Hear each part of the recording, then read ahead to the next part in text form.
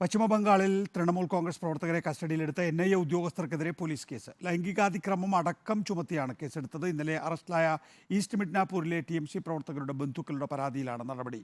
നോബിൾ മാറിക്കാരൻ വിശദാംശങ്ങളുമായി. നോബിൾ, കഴിഞ്ഞ ദിവസം ഈ NIA ഉദ്യോഗസ്ഥർക്കെതിരെ തൃണമൂൽ കോൺഗ്രസിൻ്റെ അതിക്രമം ഉണ്ടായിരുന്നു. അവരുടെ ജീപ്പ് തകർക്കുന്ന അടക്കമുള്ള നടപടികൾ. ഇപ്പോൾ NIA ഉദ്യോഗസ്ഥർക്കെതിരെ ലൈംഗികാതിക്രമം അടക്കം ചുമത്തിയിട്ടാണ് കേസെടുത്തിരിക്കുന്നത്. വിശദാംശങ്ങൾ എന്താ?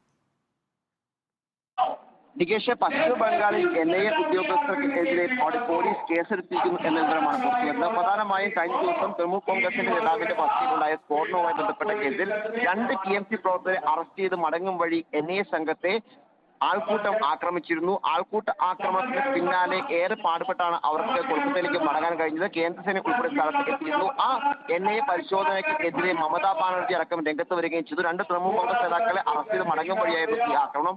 എന്താണെങ്കിലും അതിന് പിന്നാലെ ഇപ്പോൾ NIAക്കെതിരെ അവിടെ പോലീസ് കേസെടുത്തിരിക്കുന്നു എന്നാണ് പ്രധാനപ്പെട്ട കാര്യം.